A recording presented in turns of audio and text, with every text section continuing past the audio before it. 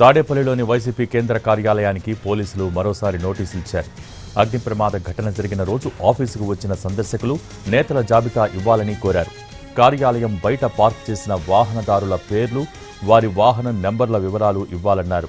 దీంతో పాటు సీసీ కెమెరాల డేటా స్టోర్ అయ్యే హార్డ్ డిస్క్ను ఇవ్వాలని లేఖలో కోరారు. వైసీపీ కేంద్ర కార్యాలయం వద్ద ఈ నెల 5న జరిగిన అగ్ని ప్రమాద ఘటనపై 6న పోలీసులకు ఫిర్యాదు చేశాయి కార్యాలయ వర్గాలు. ఇదే ఘటనకు సంబంధించి సీసీ కెమెరాల ఫుటేజ్ అందజేయాలని 7న ఓ నోటీస్ ఇచ్చారు పోలీసులు. ఆ రోజున సీసీ కెమెరాలు పనిచేయకపోవడంతో సీసీ ఫుటేజ్ అందుబాటులో లేదని వైసీపీ కార్యాలయ వర్గాలు పోలీసులకు లేఖ ఇచ్చాయి. ఈ క్రమంలోనే వైసీపీ కార్యాలయానికి మరోసారి నోటీస్ ఇచ్చారు. ఇప్పటికే వైసీపీ కార్యాలయం దగ్గర పోలీస్ స్టేషన్కు అనుసంధానం అయ్యేలా సీసీ కెమెరాలు ఏర్పాటు చేశారు పోలీసులు.